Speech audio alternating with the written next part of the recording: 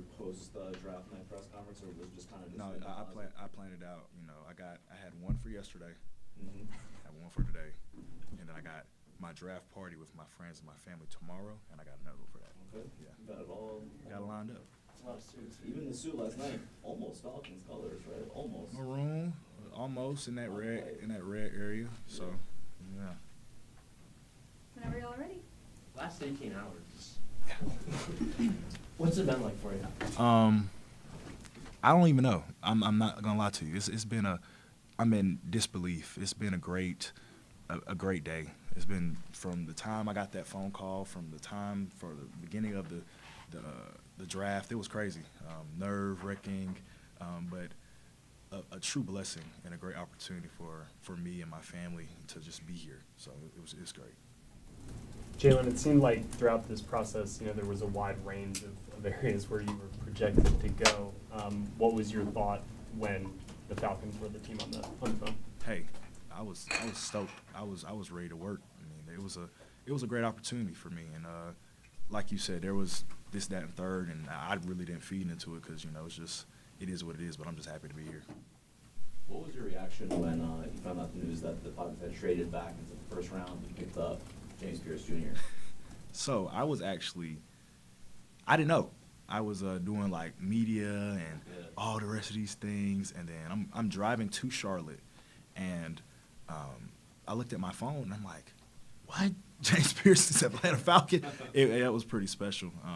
We have a connection of just being from North Carolina and being maybe 40 minutes apart, and of course playing against him when he was at Tennessee as well. So you were driving to Charlotte like this is last night. Yes. Last night. Mm-hmm. And I'm like, wow. Not driving yourself, hopefully. Oh yeah, I was perfectly fine. I was perfectly fine.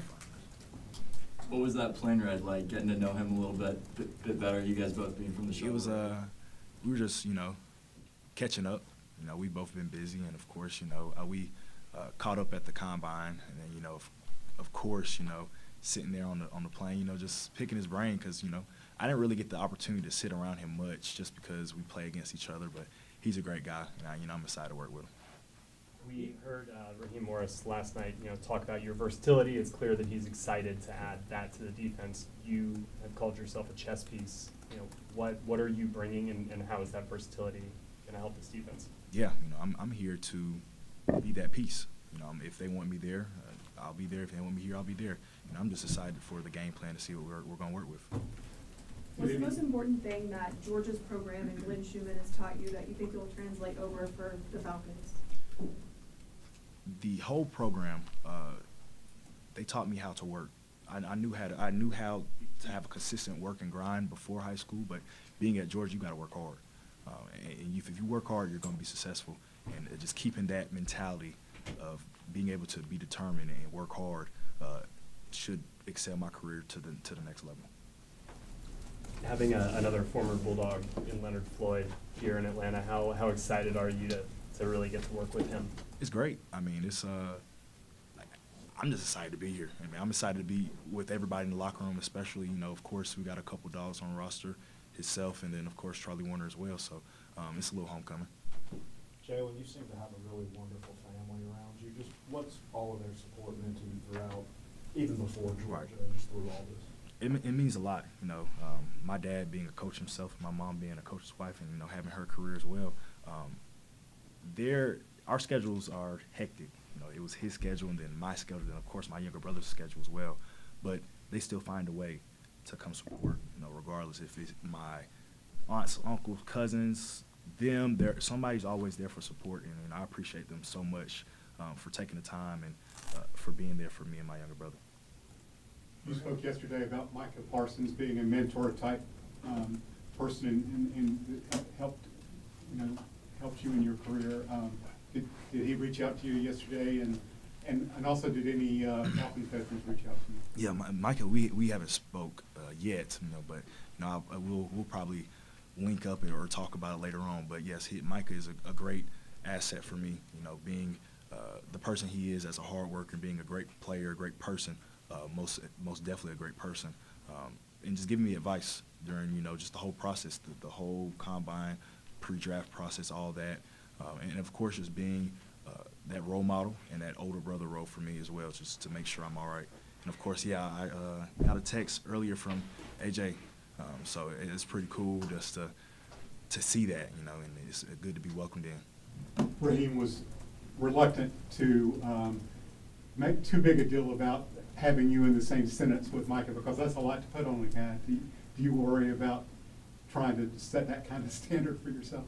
Not at all. You know, my standards are high for myself. You know, that's just what I pride on. But, you know, me and Micah are two separate people. You know, Micah is Micah, but I am Jalon Walker myself. And I do emulate him in some ways of, you know, just versatility in game. But I do think I have a different niche to myself.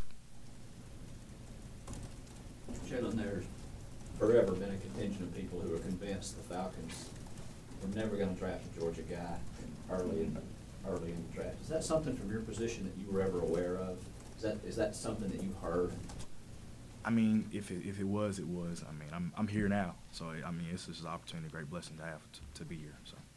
James said last night he's got a little bit of a chip on his shoulder because the talk coming in was that there were some teams that were concerned about his commitment to football. I wonder if, in your short time that you spent together today, if you got any sense of that he feels like he's got something to prove.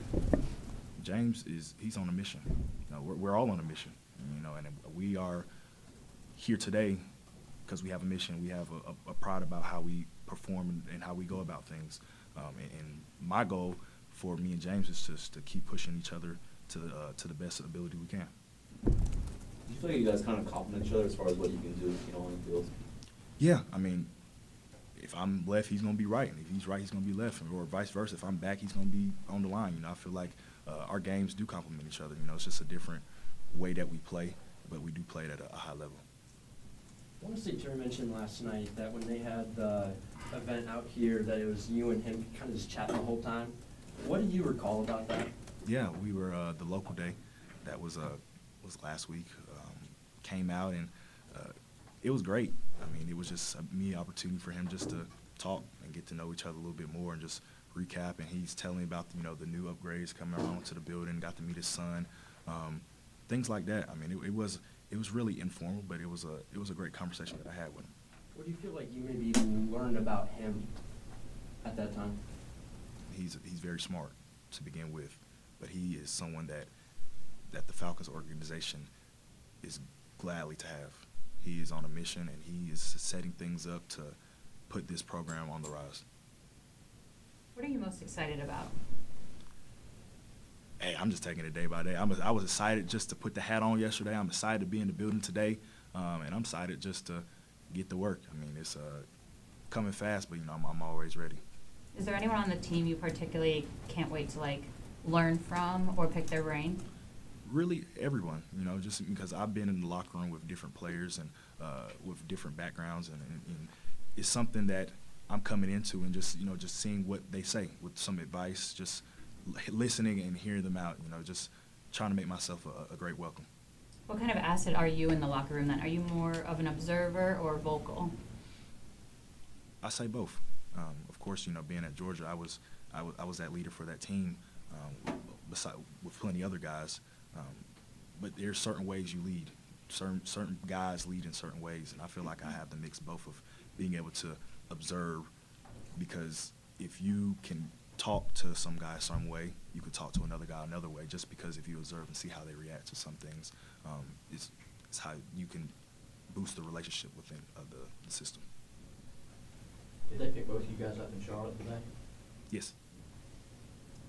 You talked about Jeff Ulbrich being a visionary back at Pro Day. Now that you're here in the building, what does that vision look like for you?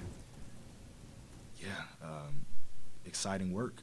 I mean, that's all it is. I mean, I'm excited to be here. They're excited just to, you know, be a part of my journey, and I'm happy to be there for them. You know, it's just going to be a road that we'll just have to see. Anything else? Awesome, thanks guys. Yeah, appreciate y'all. Thank y'all. Yep. Appreciate you. Nice to meet you. Appreciate it.